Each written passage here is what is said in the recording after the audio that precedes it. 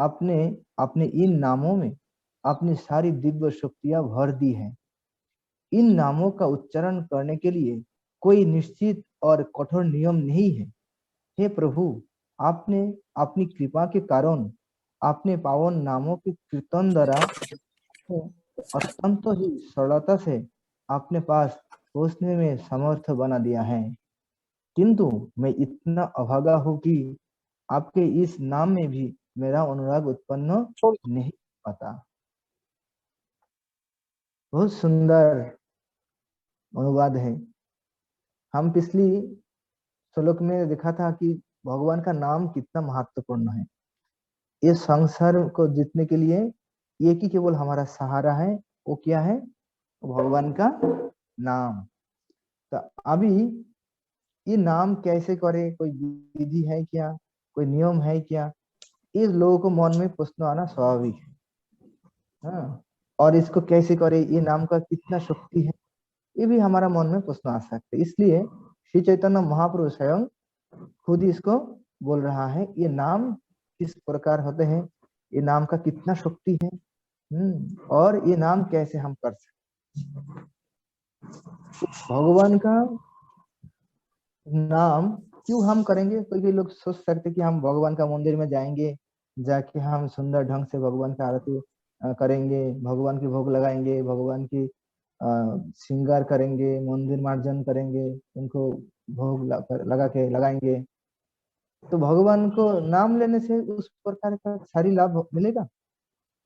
तो इसलिए बोलते कि जो देखिए मंदिर में जाके आप जितना सेवा करेंगे, जितना सेवा, श्रील प्रभुपाद कहते हैं ये सारी सेवा भगवत भक्ति में आगे बढ़ने के लिए 1% काम करते हैं, लेकिन 99% बल श्रील प्रभुपाद भगवान की नाम जप से, भगवान के नाम।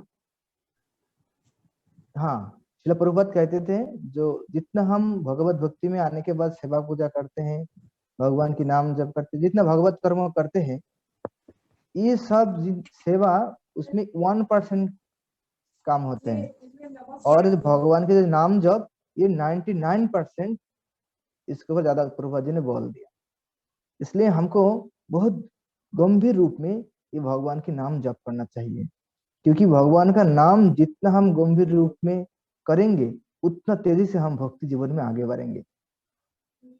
आज अभी जो हमारा चर्चा चल रहा है, ये कोई न्यूफाइड डिवोटी के लिए नहीं है, जो लगभग जॉब कर रहा है कुछ ही महीना से और अच्छा से भगवान के जो इंस्ट्रक्शन है इसको स्वीकार कर लिया, चैतन्य महाप्रभु को साक्षात भगवान रूप में स्वीकार कर लिया, उनके लिए ये शिक्षा है। तो आप लोग पुराना है, इसलिए आप लोगों के लिए ये चर्चा हम अभी कर रहे हैं। तो ये नाम क्यों इतना शक्तिशाली? क्योंकि भगवान इस श्लोक में, चैतन्य महाप्रभु स्वयं साक्षात भगवान कृष्ण है, उन्हें स्वयं कहते हैं कि ये नाम पे मैं मेरा सारी शक्ति को मैं अर्पित किया हूँ। क्या बताया इसमें? तत्रार्पिता, निजो सर्वशक्ति तत्रार्पिता, मेरा सारी शक्ति को मैंने ये नाम पे अर्पित किया। तो इसलिए हम जब नाम जप करते हैं, नाम उच्चारण करते हैं, तो हमको ऐसा सोचना चाहिए कि साक्षात भगवान हमारा जीव के ऊपर डांस कर रहे हैं, साक्षात भगवान को हम एक्सेप्ट कर रहे हैं, ग्रहण कर रहे हैं, दूसरा कोई नहीं है। तो इतना शक्तिशाली नाम करने से क्या होते हैं, हमको जो कुछ चाहिए, वैसे ये हरे कृष्ण महामंत्र जप करने से संसार का सारी पाप ध्वंस हो जाते हैं, हमारा हृदय निर्मल हो जाता है और सर्व प्रकार भक्ति का उदय होते हैं। और क्या होते हैं? कृष्ण प्रेम का उदय होते हैं और भगवान की वो प्रेम हम आस्वादन करते हैं, भगवान श्री कृष्ण के साथ हमारा संग होते हैं और हम अमृत रूप आनंद का सागर में हम डुबकी लगाते हैं। तो बोलते हैं कि भगवान का नाम एक बार लेने से सारा पाप, इतना पाप ध्वंस हो जाते कि कोई एक जीव का सामर्थ्य नहीं कि उतना पाप वो कर सकते। चैतन्य चैतन्य में कहते कि एक बार नाम निले যত पाप हरे जीवेर साध्य नाई तत पाप करे। एक बार नाम लेने से जितना पाप ध्वंस हो जाते हैं, कोई ऐसा कोई जीव नहीं कि उनका ऐसा क्षमता नहीं कि वो उतना पाप कर सकते। तो अभी हम बोल सकते तो हम ज्यादा हम जप नाम क्यों जप करेंगे, क्योंकि हम तो पाप से मुक्त तो ऑलरेडी हो चुके हैं। लेकिन उसके आगे हमको क्या चाहिए, कृष्ण प्रेम। तो कृष्ण प्रेम इतना सरल नहीं होते। प्रेम का संपर्क थोड़ा अलग ही होते है ना। कोई किसी का घर पे जाके कोई भिखारी जब जाते खाना मांगते तो उनको मामी की जो घर वाले वो खाना खिलाते हैं, लेकिन जब खुद का बच्चों को खाना खिलाते हैं तब उसी समय कितना लाड़ प्यार रहते हैं, इसको बोलते प्रेम। तो उसको बच्चे बनना पड़ेगा तब तो लाड़ प्यार उनको मिलेगा। उसी प्रकार हम नाम करने से हमारा भौतिक चीज हमको मिलेगा, हम पाप से मुक्त हो जाएंगे। लेकिन कृष्ण प्रेम लाभ करने के लिए हमको और ज्यादा गंभीर रूप में भगवान के नाम जप करना चाहिए, क्योंकि ये कृष्ण प्रेम इतना सरल नहीं है। অর্থাৎ ब्रह्मारो दुर्लभ प्रेम सवा करे जाते, जो कृष्ण प्रेम ब्रह्मा जी को नहीं मिलते हैं वही कृष्ण प्रेम भगवान की नाम के द्वारा, ये हरे कृष्ण महामंत्र के द्वारा सबके प्रचार से बांट रहा है। सब लोग लीजिए, सब लोग ये कृष्ण प्रेम लाभ कीजिए। तो ये कृष्ण प्रेम लाभ करने के लिए हमको कितना गंभीर होना चाहिए, कितना गंभीर रूप में हमको जप करना चाहिए। इसलिए आचार्य लोग शिला प्रभुपाद सब कहते हैं कि हमको नाम जप करने का मुख्य समय होते हैं सुबह सुबह, क्योंकि उसी समय में हमारा मन पूरा शांत रहते हैं, सतोगुणी भाव रहते हैं, और भगवान के नाम करने से बहुत आनंद मिलते हैं। इसलिए जितना संभव होगा सुबह सुबह हम 16 माला कर लेना चाहिए। तो अभी नाम तो इतना महत्वपूर्ण है, हमको थोड़ा बहुत समझ में आ गया, लेकिन ये नाम करने का विधि क्या है, नियम क्या है।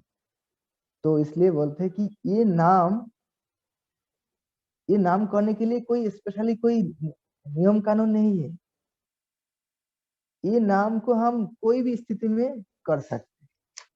कैसे कर सकते हैं, खाते समय, सोते समय, चलते समय, घूमते समय, कभी भी कोई भी स्थिति में हम भगवान के नाम जप कर सकते, भगवान के नाम स्मरण कर सकते। हाँ, हर जगह में तो हम माला लेके हम जप नहीं कर सकते, लेकिन भगवान के नाम हम हमेशा स्मरण कर सकते।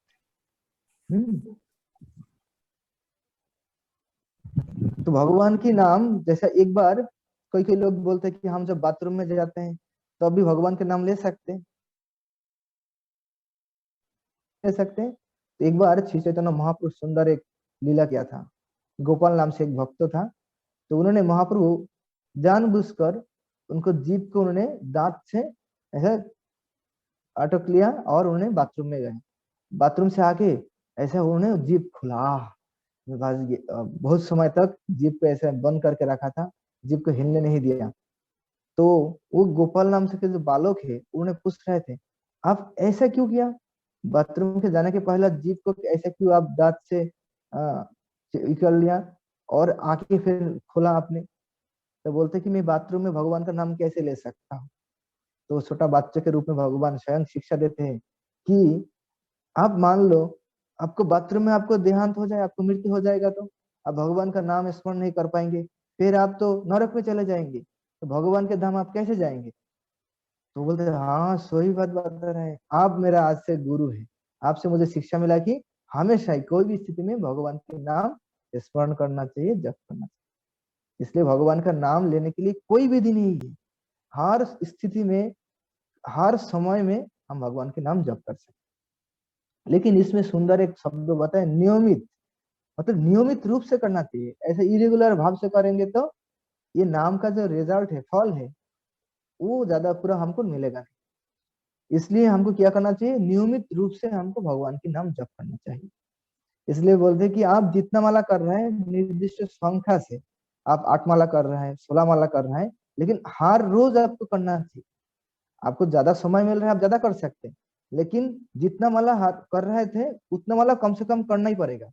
मान लो आप 16 माला का व्रत लेके मुझे 16 माला हर रोज करना ही है, तो 16 माला तो करना ही है। ज्यादा समय मिलेगा तो आप 20 माला, 32 माला, 64 माला भी कर सकते, लेकिन आपको मिनिमम 16 माला करना ही है। इस प्रकार से नियमित रूप से जब हम भगवान का नाम जप करेंगे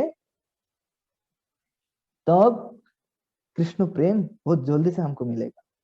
उसमें और एक चीज बताया कि भगवान का नाम जैसे कृष्ण, गोविंदो, बहुत सारी नाम पे भगवान ने उनका समस्त शक्ति प्रदान किया।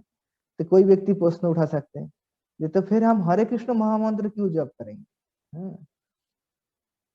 सवाल आ ही सकते हैं, ऐसा बहुत सवाल हमको पूछते भी है। तो इसका जवाब होते हैं कि हाँ, भगवान का सारी नाम पे उन्होंने उनका शक्ति प्रदान किया, लेकिन कलयुग के लिए उन्हें स्पेशली क्या बताया? इति षोडश को नाम नाम, जो 16 सब जो नाम वाला जो मंत्र है, वो मंत्र जो हमको कलयुग में जप करना चाहिए। तो 16 नाम वाला मंत्र कौन सा है? हरे कृष्णा कृष्णा कृष्णा हरे हरे, हरे राम राम राम हरे हरे। इसीलिए कलयुग में सबको ये हरे कृष्ण महामंत्र जप करना चाहिए। लेकिन आगे जाके बोलते हैं, ये श्लोक का लास्ट में बोलते हैं, जे मैं इतना दुर्भागा हूं कि आप इतना सरल कर दिया आपका नाम लेने में, लेकिन फिर भी मैं ये नाम करने में मेरा रुचि नहीं हो रहा है। इसका मतलब क्या है? हमसे जरूर कुछ अनर्थ हो रहा है, जिस कारण से हम जानते हुए भी भगवान का पवित्र नाम, दिव्य नाम हम जप नहीं कर पा रहा है। वो अनर्थ क्या है? वो अनर्थ होते हैं अपराध। तो हमारा जब इस्कॉन में लोग भक्त लोग आते हैं, कुछ ही दिन के बाद हम उनको बोलते हैं 10 विधो नाम अपराध वर्जन करते हुए, हमको भगवान के नाम जप करना चाहिए। तो 10 विधो नाम अपराध क्या है? अजय गोपाल के पास है, आप शेयर कर सकते हैं? नहीं तो नहीं है, मैं शेयर कर सकता हूँ, मुझे आप बना दीजिए। जी प्रभु। जस्ट 2 मिनट में उसको दिखाएंगे। उसके बाद नेक्स्ट एक दिन हमने ये 10 नाम अपराध, 10 नाम अपराध का पहला अपराध होते हैं कि जिन भक्तों ने भगवान के नाम प्रचार में अपने जीवन को पूर्ण रूप से समर्पित किया है, ऐसा भक्तों को निंदा करना, मतलब वैष्णव निंदा। जो भगवान की भक्त हैं, वो गृहस्थ हो सकते, ब्रह्मचारी भी हो सकते, सन्यासी भी हो सकते, जो भगवान की नाम प्रचार करते हैं, ऐसा भक्तों को निंदा नहीं करना। हाँ, तो इसमें प्रश्न पूछ सकते तो ठीक है, हम दूसरा को निंदा करेंगे नहीं, जो एक बार कृष्ण नाम लेते हैं वही भक्त, वही वैष्णव। इसलिए किसी को कोई निंदा नहीं करना, हमेशा ही दूसरे को हमको गुण देखना चाहिए, उनको प्रशंसा हमको करना चाहिए, तब निंदा से हम हमेशा बच के रहेंगे। तो इसके ऊपर एक क्लास जरूर होना चाहिए, अगली जो सेशन रहेगा उसमें हम दशविध नाम और के ऊपर चर्चा करेंगे। तो ऐसा अपराध से हम जब मुक्त होके हम भगवान की नाम जप करेंगे, तब जरूर ये जो कृष्ण प्रेम हमको मिलेगा, तब तो सही में हमको भक्ति में आनंद आएगा। और ऐसा आनंद आएगा कि हम दुनिया का कितना भी खुश है वो सब कुछ हम भूल जाएंगे, क्योंकि जब हायर टेस्ट मिलते हैं तब लोअर टेस्ट का कोई स्वाद नहीं लगता। तो मैं सबके पास ये उम्मीद रखता हूँ कि आप लोग अपराध मुक्त होके अच्छा से भगवान के नाम गंभीर रूप में जप करेंगे, तुरंत हम सब लोग भगवान की जो प्रेम भक्ति वो हम लाभ कर पाएंगे। हरे कृष्णा, सबको बहुत बहुत धन्यवाद।